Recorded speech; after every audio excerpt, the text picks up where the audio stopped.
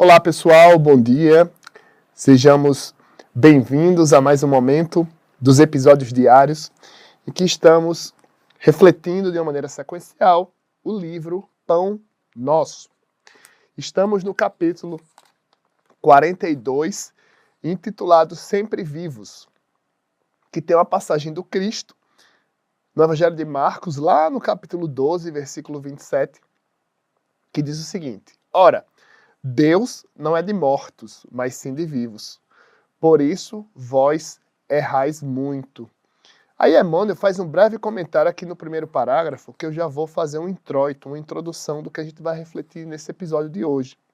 Considerando as convenções estabelecidas em nosso trato com os amigos encarnados, de quando em quando nos referimos à vida espiritual utilizando a palavra morte, nessa ou naquela sentença da conversação usual. No entanto, é imprescindível entendê-la não por cessação, e sim por atividade transformadora da vida.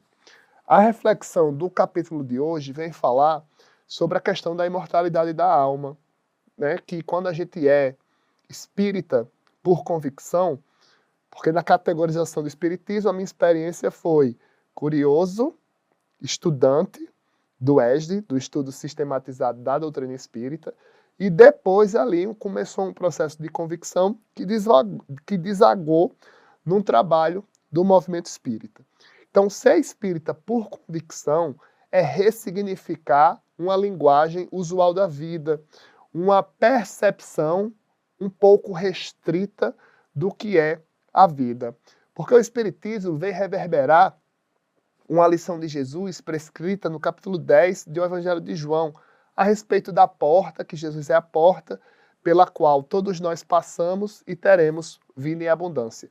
E o Cristo, quando ele vem falar a respeito das palavras de vida eterna, ele nos traz inúmeras dicas, assim como no diálogo com Nicodemos, a respeito da imortalidade da alma, que nós vamos muito além desse corpício que momentaneamente nós habitamos. E a reflexão desse capítulo 42, que estamos conversando hoje, é que efetivamente nós sempre estamos vivos. O ensinamento espírita nos ensina, por exemplo, e aqui vai um pouco do viés da filosofia espírita, que o corpo padece diariamente, num processo, por exemplo, de reprodução celular de mitose e meiose. Que o diga aí quem porventura também tenha cabelos brancos. E o que é que o espírito faz das atividades que lhe são facultadas? Porque viver é uma faculdade de experiência pedagógica que nós temos. E nós podemos aprender tanto reencarnados quanto desencarnados. Que o diga, por exemplo, as reuniões mediúnicas que tanto vêm nos relatar sobre processos de arrependimentos de espíritos. Particularmente, antes de eu frequentar uma reunião mediúnica, eu pensava que era algo fantasmagórico, tipo aqueles filmes de terror. E certa vez, um colega de movimento espírita lá de Natal, chamado Nilo Emerenciano, ele me disse o seguinte: Mário, reunião mediúnica, a gente conversa. O médium, que tem ostensividade, por exemplo, da psicofonia, da passividade em relação ao espírito, e o espírito muitas vezes não sabe nem que desencarnou, às vezes faz uma confusão. E Nilo me disse naquela época, sei lá, há uns 10 anos, que uma das frases que se tem em reunião mediúnica é o espírito dizendo: como assim eu morri? Quando ele vai perceber dos seus processos. E o dialogador, com bom senso, responde da seguinte maneira: não, meu irmão ou minha irmã, você não morreu. É tanto que você está aqui vivinho conversando comigo. Nós continuamos independente da situação que nós estejamos passando por agora. Não é um sofrimento que deve reduzir a perspectiva de vida e abundância a qual o Cristo nos convida a acreditar. E falar sobre isso é relativamente fácil, porque são os nossos processos existenciais, as nossas dificuldades em relação às vicissitudes da vida que nos estremecem, que nos deixam, por exemplo, com a fé abalada. E a imortalidade da alma, a certeza da imortalidade da alma, nos traz uma reflexão a respeito da categorização da fé. E a categorização da fé espírita, ela nos fortalece, porque nós podemos nos ver como seres eternos, passando momentaneamente pela experiência reencarnatória da matéria. Certa vez, em uma reunião mediúnica, aqui na Comunhão Espírita de Brasília, um espírito ditou uma mensagem intitulada "O amor não termina em uma cerimônia fúnebre". E o contexto dessa psicografia diz respeito a um processo de um filho que voltou à pátria espiritual antes da mãe.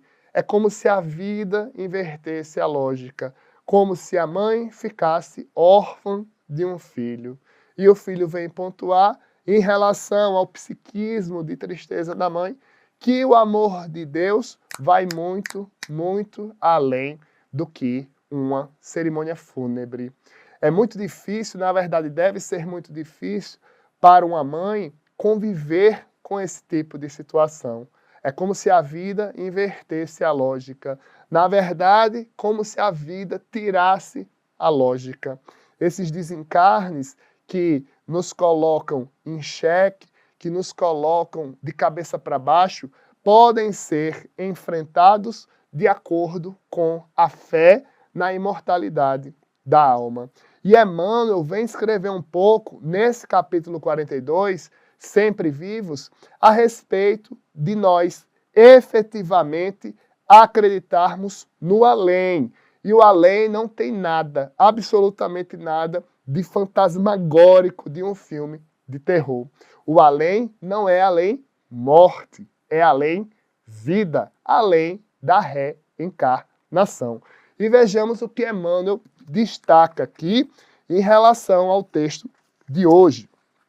Espiritualmente falando, apenas conhecemos um gênero temível da morte, a da consciência denegrida do mal, torturada de remorso ou paralítica nos despenhadeiros que marginam a estrada da insensatez e do crime. É chegada a época de reconhecermos que todos somos vivos na criação eterna. Quem passa pela sepultura prossegue trabalhando, e aqui, quanto aí, só existe desordem para o desordeiro. Na crosta da terra, ou além de seus círculos, permanecemos vivos invariavelmente.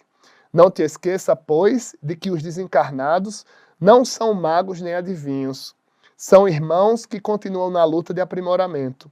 Encontramos a morte tão somente nos caminhos do mal, onde as sombras impedem a visão gloriosa da vida. Guardemos a lição do Evangelho e jamais esqueçamos que nosso Pai é Deus dos vivos e mortais. Um destaque, na verdade dois. Primeiro, quem passa pela sepultura segue trabalhando. Trabalhando é no viés de aprender. E outro destaque é, não te esqueça, pois, de que os desencarnados não são magos nem adivinhos. Allan Kardec registra isso, por exemplo, quando ele vai categorizar as comunicações mediúnicas, lá no Livro dos Médiuns. Os espíritos desencarnados não são nada além do que eu e você, seu corpo. Nós continuamos além da sepultura e não viraremos zumbis. Voltaremos ao estado espiritual de onde todos nós partimos, de onde todos nós fomos criados. E se tem algo que as reuniões mediúnicas relatam, é a respeito do processo de arrependimento em relação ao amor, em relação à convivência pacífica, em relação à mágoa. Porque o espírito, quando se depara com a eternidade no seu desencarne, ele vai ver que vai muito além das condições sociais das quais acreditava. No capítulo de hoje, Sempre Vivos, uma reflexão para que, se porventura você quiser colocar. Você já vivenciou um processo de luto? Como foi a digestão em relação a isso? Você vivencia um processo de luto? Como tem sido? Como a doutrina espírita pode te ajudar? E você que pensa que tem tempo perdido por um erro que cometeu lá atrás, não se preocupe mais com isso, porque tanto você como eu temos a eternidade para aprender. Até a próxima, no capítulo 43, em que trabalharemos o título Boas Maneiras. Dever de casa, o que são boas maneiras para você? Até a próxima!